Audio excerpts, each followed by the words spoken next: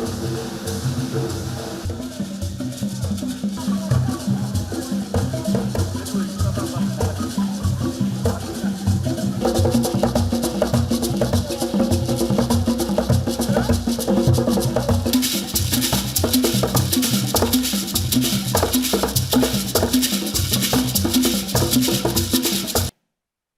welcome you to Uganda, and I thank you for having selected Uganda for this meeting. You are most welcome.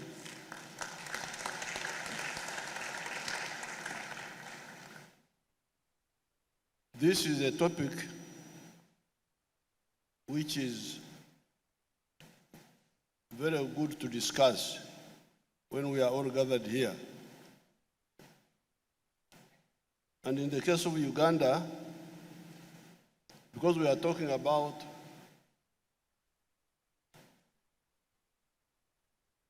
socio-economic transformation and job creation, although sometimes the matter is not thoroughly dealt with, because sometimes they talk about sustainable development. And I'm a bit suspicious of that description. The agricultural products and the minerals, copper, were being exported as raw materials. In Francais, I hear matière première.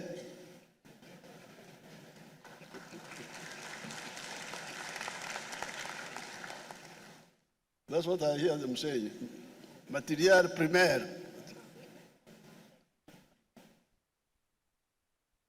So these products were being exported as raw materials.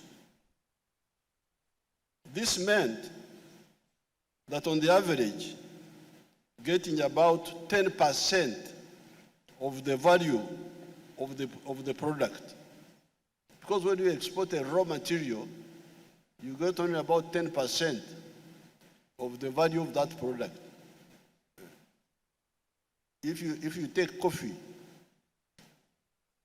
when you export a kilogram of coffee, you will get about $2.5 of unprocessed coffee. Somebody who is cleverer than you takes the coffee, roasts it, grinds it, packs it, and he gets $40 when you got 2.5. You, the African, you got 2.5 for your coffee. Somebody who is cleverer than you got $40, and all the jobs, because remember, all those are jobs. You are talking of jobs, jobs. These are the jobs. The job of roasting the coffee is exported. The one who roasts the coffee is not your daughter. The job of grinding, the job of packaging, all these are exported. There used to be a Paris club called for donors. I don't know why they were not calling Africans. Because Africans have been the major donors for the others. They have been donating money, because in a kilo of coffee, you donate almost $30. You donate to the outsiders. And you also donate jobs. So you are the big donors here, you people.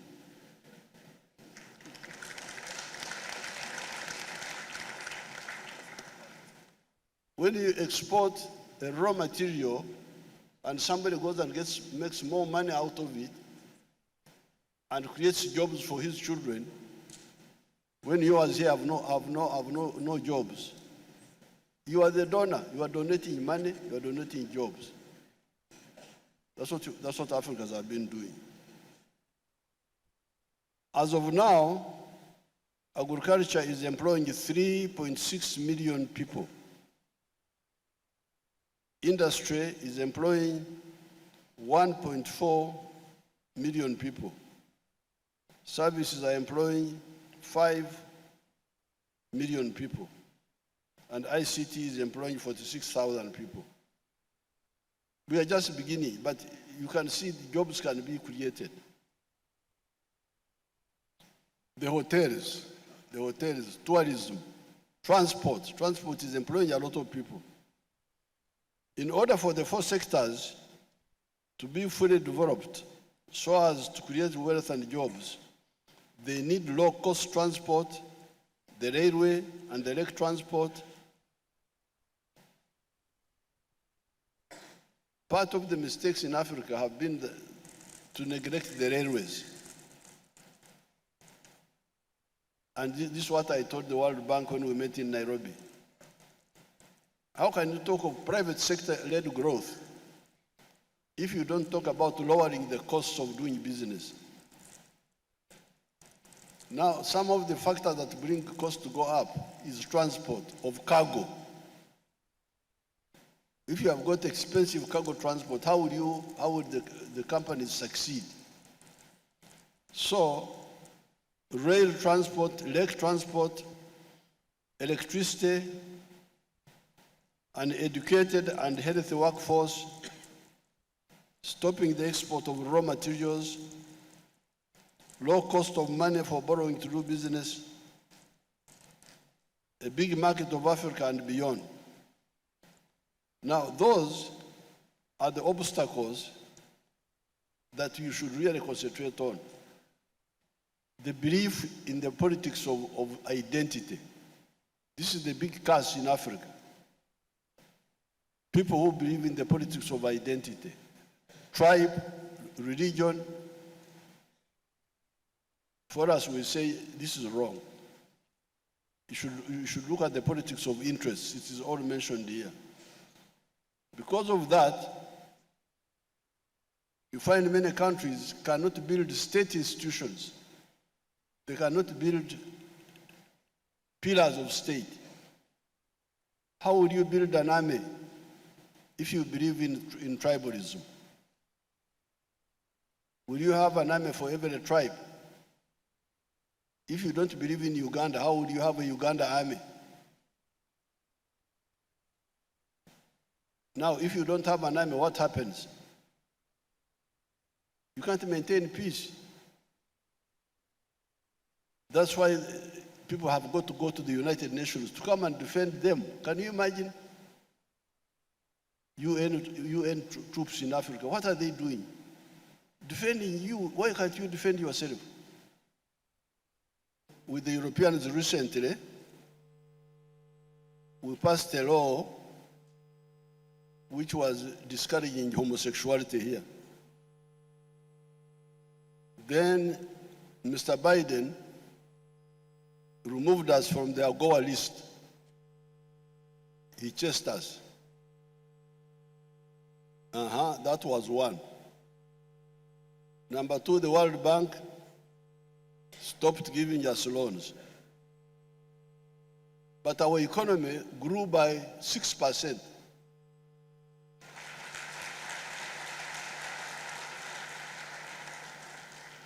We are not bothered with all that.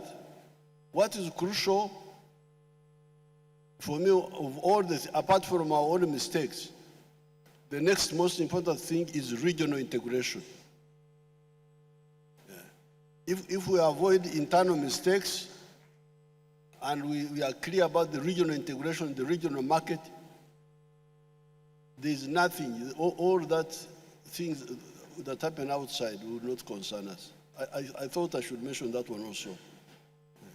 The economy of Uganda has been growing very fast with or without external support. But with the external support, now they have come back. They say we are good people.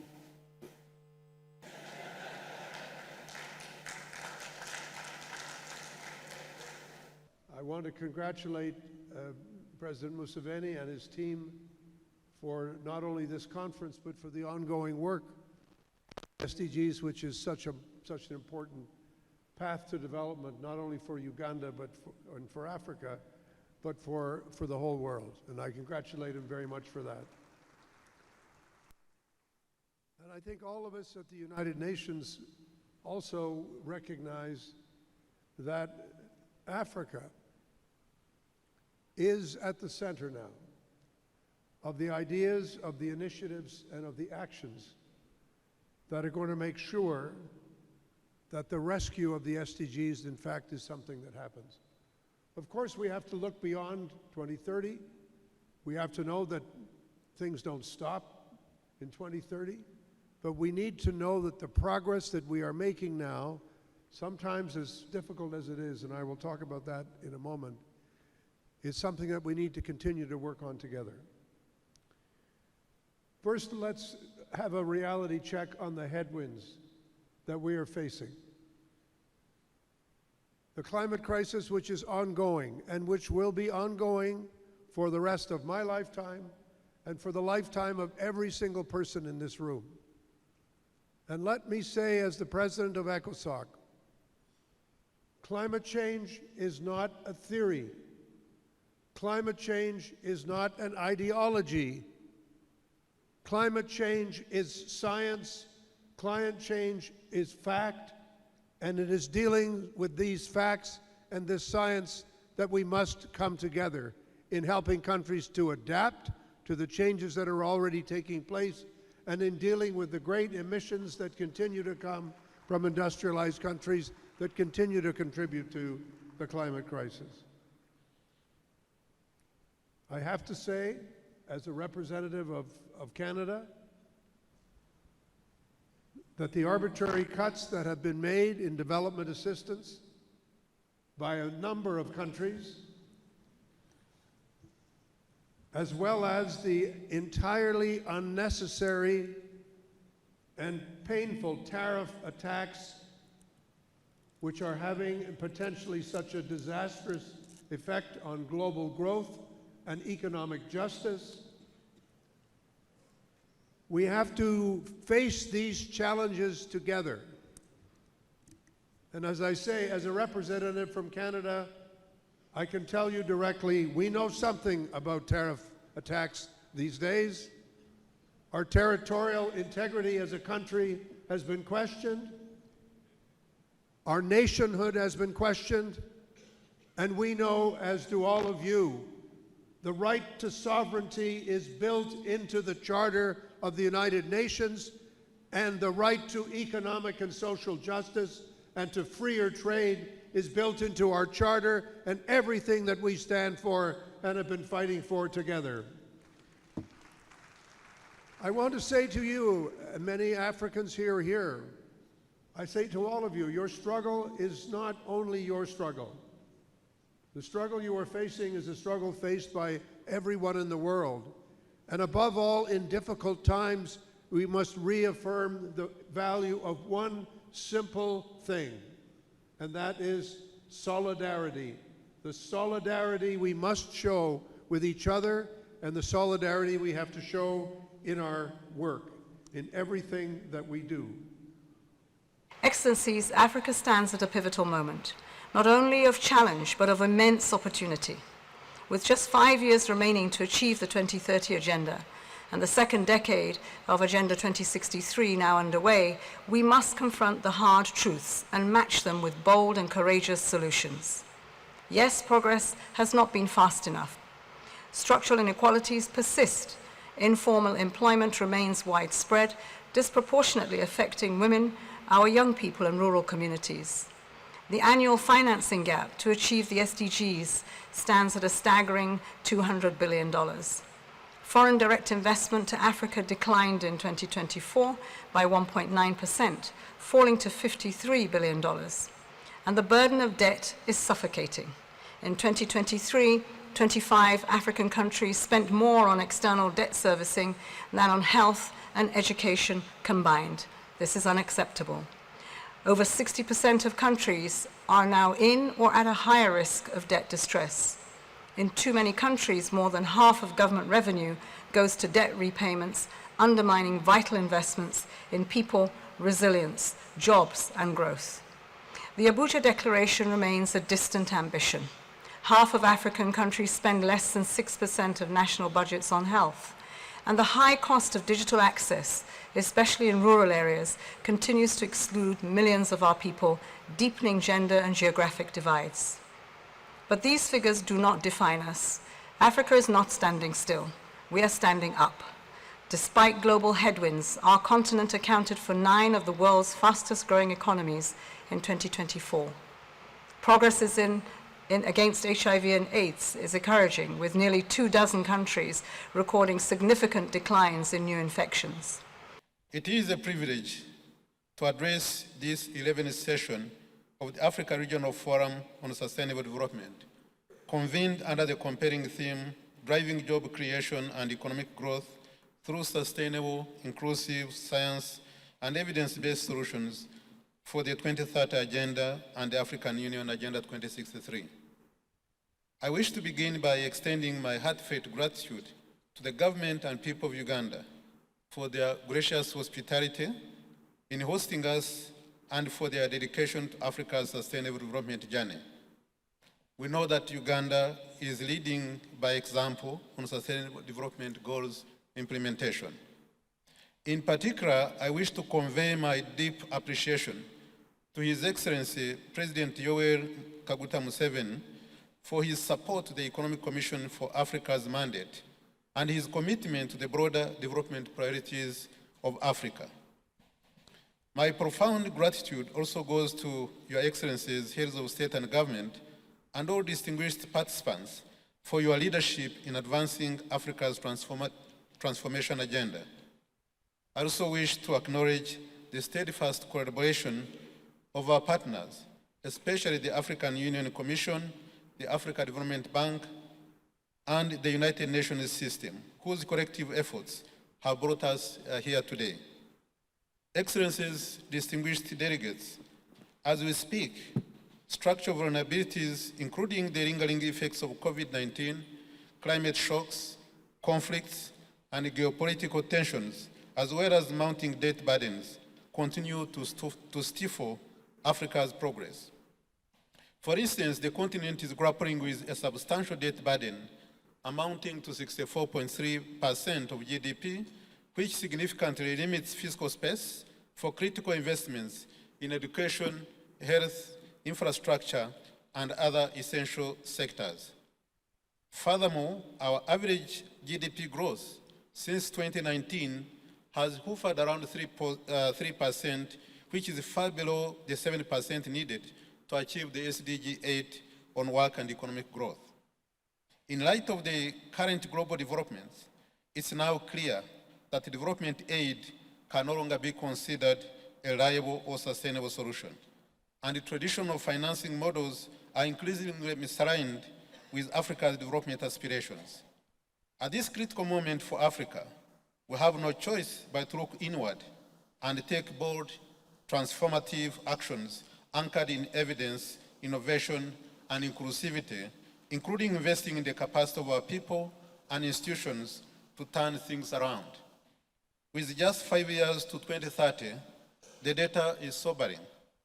Out of 144 measurable SDG targets, only 10 are on track, while 106 are progressing too slowly, with 28 regressing.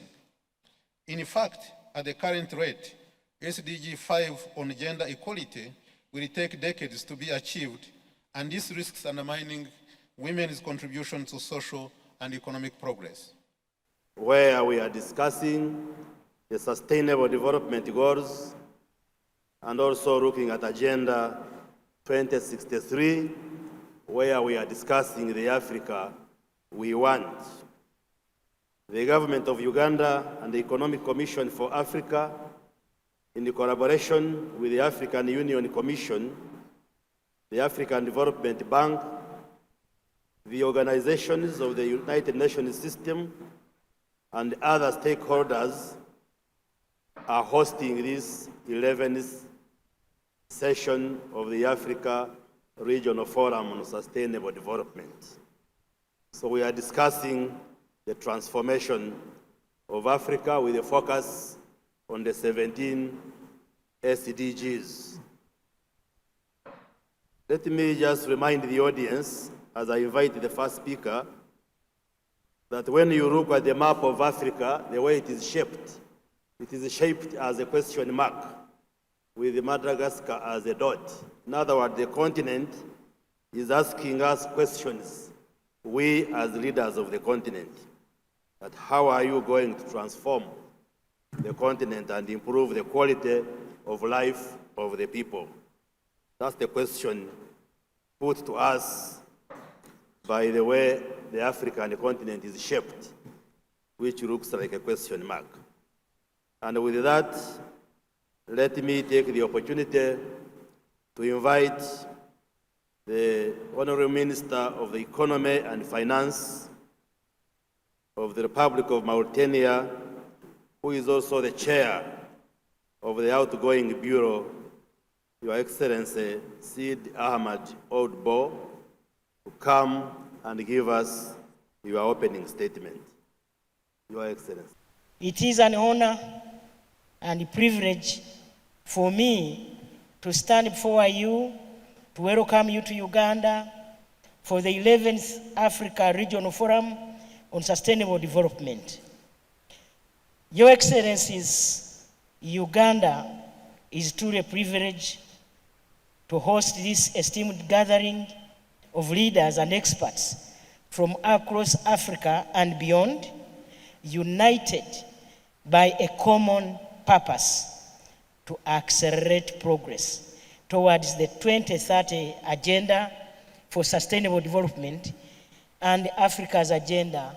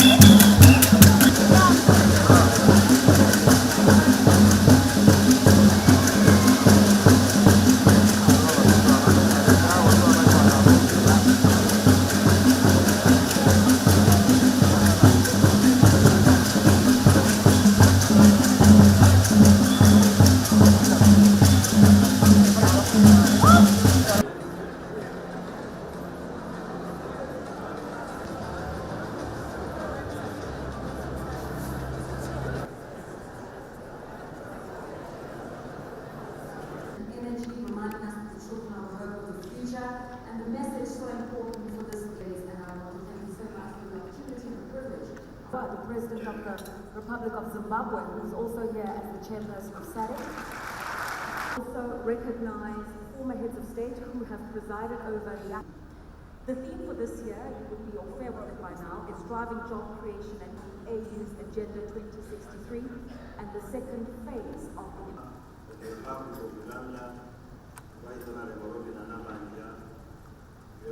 ministers, and we would like to request you Uganda, in partnership with the United Nations, established an SDG coordination framework, guided by a clear implementation roadmap aligned with the SDGs, the National Development Plan in 2024, and to 144 in 2025, produced 3 and transformation. Uganda has over the health infrastructure and establishing strong 2024 neonatal mortality rates in the world, as 49.5% of its citizens are under. Launched initiatives such as the Presidential Initiative on Domestic and Multilateral Partnerships by Uganda have demonstrated strong leadership in advancing African integration through active implementation of the African Union